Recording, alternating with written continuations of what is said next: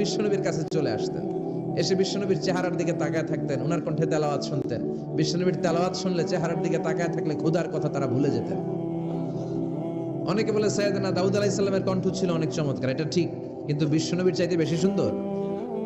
আকাবা উপসাগরের তীরে বসে সাইয়েদনা দাউদ যখন তেলাওয়াত করতেন, সাগরের মাছগুলো সাগর ছেড়ে ডাঙায় চলে আসতো, বনের পশু বন ছেড়ে বাইরে আসতো, আকাশের পাখি আকাশ ছেড়ে দিয়ে নিচে নেমে আসতো। কিন্তু বিশ্বনবীর কণ্ঠটা এর চেয়ে বেশি সুন্দর ছিল। সুবহানাল্লাহ পড়ে। সাউথ সাইনা, দক্ষিণ সিনাইয়ে এই তুর পাহাড়ের অবস্থান। মিশরে দুইটা জেলা আছে, উত্তর সিনাই, দক্ষিণ সিনাই। এই দক্ষিণ সিনাইতে 2285 মিটার উঁচু এই পাহাড়। সাইয়েদনা মুসা আলাইহিস সালাম এই পাহাড়ে উঠে কথা বলতেন কার সাথে? তাওরাতের মতো কিতাবকে আল্লাহ তাআলা কাঠের তক্তার মধ্যে লিখে এই পাহাড়ের উপর নাজিল করেছে। কাঠের তক্তা চিনেন? কাঠ দিয়ে মোটা মোটা তক্তা বানায় না? আল্লাহ নিজ হাতে তাওরাত লিখে এই কাঠের তক্তাগুলো সাইয়েদনা মুসা আলাইহিস সালামকে দিলেন, বললেন যাও, এটার মধ্যে হেদায়েত আছে, নূর আছে, বুরহান আছে, নিয়ে যাও, বনি ইসরাইলের কাছে দাওয়াতের বাণী পৌঁছে দাও, তুমি বার্তাবাহ, যাও। সাইয়েদনা মুসা আলাইহিস সালাম দেখলেন ছোট্ট ছোট্ট কিছু কাঠের ফলকার তক্তা, ভাবলেন কাঁধের মধ্যে তুলে নিয়ে যাই, এর চেয়েও কত ভারী ভারী জিনিস আমি মুসা কাঁধের মধ্যে তুলে বেড়াই। কিন্তু সাইয়েদনা মুসা আলাইহিস সালাম তক্তার মধ্যে হাত দিয়ে দেখে কাঁধে উঠাবে তো দূরের কথা, নাড়াতেই পারে না। সুবহানাল্লাহ পড়ে। কাঁধে উঠাবে তো দূরের কথা, কি করতে পারে না? নাড়াতেই পারে না। মুসা আলাইহিস সালাম ভাবলেন এদিক দিয়ে মনে হয় শক্ত, ওদিকে মনে হয় নরম, ওদিক দিয়ে ধরি, ওদিকে টান দেয়, ওদিকেও নড়ে না, মাঝখানে ধরে টান দেয়, নড়ে না। ঘটনা কি? এর চেয়ে কত বড় তক্তা কাঁধে লয়ে ঘুরি, আর এগুলো নড়ে না কেন? আল্লাহ জিব্রাইলরে বলেন না একটু হেল্প করতে? আল্লাহ বললেন যাও, তোমারে হেল্প করতে কইছে। মুসা আলাইহিস সালাম বললেন ভাই জিব্রাইল তুমি এদিক দিয়ে ধরো, আমি ওদিক দিয়ে ধরি।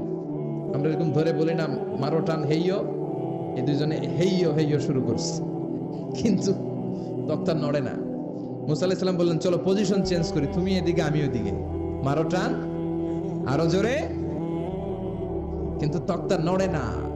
মুসা আলাইহিস সালাম বললেন আল্লাহ জিব্রাইলের যে সঙ্গী ফেরেশতা 11 বলো না একটু হেল্প করতে। আল্লাহ বলে যাও হেল্প করে আসো।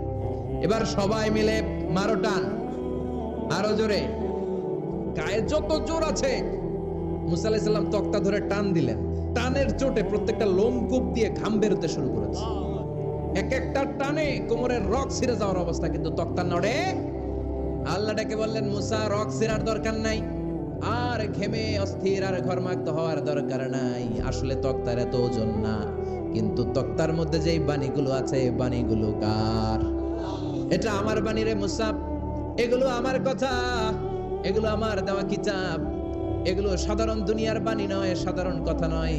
এই জিনিসটা বোঝাবার জন্য তক্তার ওজন আমি বাড়িয়ে দিয়েছি। এবার ফেরেশতার সাহায্যের দরকার নাই, নিজেই টান দাও, দেখবা উঠাতে পারবা। সাইয়েদনা মুসা আলাইহিস সালাম এখন দেখে টান দিয়ে কাঁধে নেওয়া যায়। সুবহানাল্লাহ পড়েন। এই যে তুর পাহাড় তিনি মুসা আলাইহিস সালামকে দিয়েছিলেন, যেই পাহাড়ের উপরে, পাহাড়টার নাম তুর পাহাড়। বিশ্বনবী মেরাজে যখন গিয়েছিলেন, সাইয়েদনা জিব্রাইল এই তুর পাহাড়ে বিশ্বনবীকে নামিয়ে বললেন অন্ধকার, ইয়া রাসূলুল্লাহ উদউল্লাহ, আল্লাহর কাছে দোয়া করেন। বিশ্বনবী বললেন জিব্রাইল দোয়া করলাম, কিন্তু কোন জায়গায় কোন পাহাড়ের উপরে আমারে নামালাম? আমি তো এলাকা চিনি না, পাহাড় চিনি না, কোন পাহাড় এটা? সাইয়েদনা জিব্রাইল বললেন নবী হাদিহি জাবালু মুসা তুরে সাইনা, এটা